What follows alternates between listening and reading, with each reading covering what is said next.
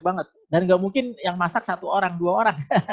Ya, ada yang khusus masak makanan besar, ada yang khusus makanan, eee pencuci mulut, ada yang khusus makanan yang ringan, ya gitu ya.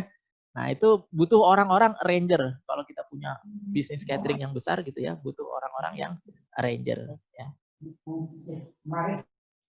Kemudian commander ya, CMD. Commander ini ya mengatur orang untuk bekerja sama dalam melaksanakan suatu tugas, ya.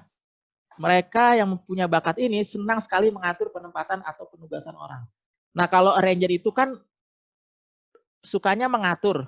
Mengatur itu kamu baiknya di sini, kamu baiknya di situ. Kamu jangan di sini, kamu jangan di situ. Tapi kalau commander ini suka merintah. Jadi beda ya antara mengatur dengan memerintah itu beda ya. Karena kalau memerintah itu biasanya agak memaksa gitu ya, ada unsur paksaannya gitu ya. Nah, commander itu senangnya merintah-merintah gitu ya, merintah. Ya, merintah. Kalau ranger itu mengatur, kamu baiknya di sini, kamu baiknya di situ, kamu baiknya jangan di sini, kamu baiknya jangan. Tapi kalau commander ini merintah, agak maksa gitu ya. Kamu di situ aja, kamu jangan di situ. Ya. Nah, itu tuh commander. Ya. Nah, ini cocok nih kalau jadi penegak hukum ya, jadi polisi atau jadi TNI gitu ya, atau jadi pengacara gitu ya. Nah, ini butuh orang-orang yang commander gitu ya. Atau jadi politikus, ini juga butuh orang-orang yang kekuatannya di commander gitu ya. Nah, bisnis apa nih yang pas kalau misalnya kita punya kekuatan di commander ya. Nah, ini sebenarnya kerjaannya nggak bagus, tapi ini jadi profesi juga sekarang ya. Jadi penagih utang ya, penagih utang, tapi tidak perlu menggunakan kekerasan ya. Ya, ada perusahaan-perusahaan tertentu yang piutangnya banyak ya, banyak orang berutang tapi nggak bisa nagih gitu ya. Atau kalau mau nagih tuh sungkan. Ya kadang galakan yang ditagih daripada yang nagih. Nah, makanya daripada repot-repot mendingan saya cari orang aja yang bisa nagihin utang gitu ya, yang agak galak gitu ya. Nah, ini sebenarnya pekerjaan yang kurang bagus tapi ya boleh juga. Tapi pekerjaan yang kalau saya bilang sih mulia gitu ya. Menagih utang artinya kan menyuruh orang untuk menyelesaikan kewajibannya, mengingatkan orang untuk menyelesaikan kewajibannya. Karena kalau dia meninggal nanti di akhirat gitu ya, jadi masalah tuh yang masih punya utang. Jadi paling nggak dia sudah di dunia sudah mengingatkan ya, segera bayar hutangnya. Jadi ini ya ada orang yang bilang ini pekerjaan yang kurang bagus, tapi ada yang mengatakan ini justru pekerjaan yang mulia nih karena mengurangi beban seseorang nanti di akhirat nanti gitu ya. Nah, kemudian ada jadi bodyguard atau pengawal pribadi. Nah, ini boleh juga nih.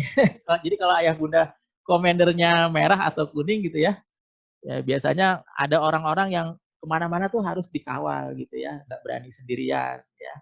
Atau misalnya karena dia punya uang banyak gitu ya, anaknya kalau sekolah berangkat sendirian, ini takut diculik atau apa gitu ya. Nah, itu kita bisa menawarkan diri jadi bodyguard. Udah deh, saya aja deh yang jadi pengawal gitu ya.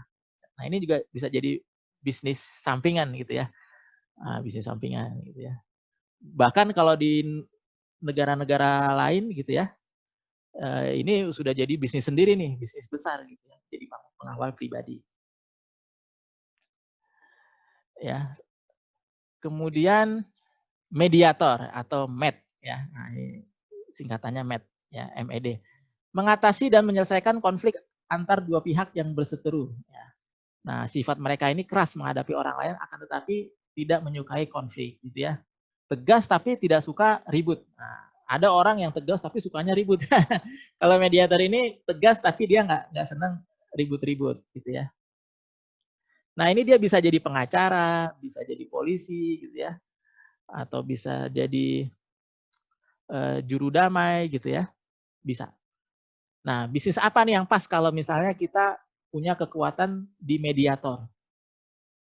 Kita bisa menjadi juru damai gitu ya.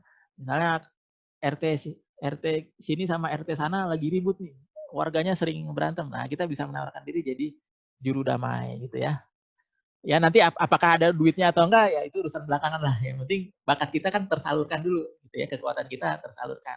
Nanti kalau orang lihat, oh ternyata dia profesional nih kalau mendamaikan orang-orang nih. Bisa dipakai nanti. Siapa tahu ada yang tertarik untuk memakai jasanya. Atau bisa juga menjadi konselor rumah tangga. Nih kalau misalnya ada tetangga yang sering ngeluh kehidupan rumah tangganya kacau gitu ya. Nah, kita bisa jadi menawar konselor rumah tangga. Nanti lama-lama kalau misalnya puas gitu ya, orang lain puas ketika kita menjadi konselornya gitu ya, siapa tahu direkomendasikan untuk menyelesaikan, konflik-konflik rumah tangga, orang lain tapi ada imbal baliknya gitu ya, ada ada bayarannya ya. Kayaknya sih kalau untuk awal-awal mungkin tidak berbayar, tapi kalau misalnya kita kelihatan berbakat sekali gitu ya, punya kekuatan di sini, siapa tahu ada orang yang tertarik untuk membayar jasa kita gitu ya. Nah, kemudian seller ya, SEL, seller. Seller ini menjual produk atau layanan dengan berbagai cara agar orang lain mau membeli. Nah, biasanya seller-seller ini punya sifat suka berhubungan dengan orang lain ya, berhubungan baik gitu ya, untuk mempengaruhi, bekerja sama atau melayani dan bertanggung jawab ya. Nah, ini cocoknya jadi sales eksekutif nih kalau di apa, dealer-dealer mobil gitu ya. Nah, itu jadi sales eksekutifnya.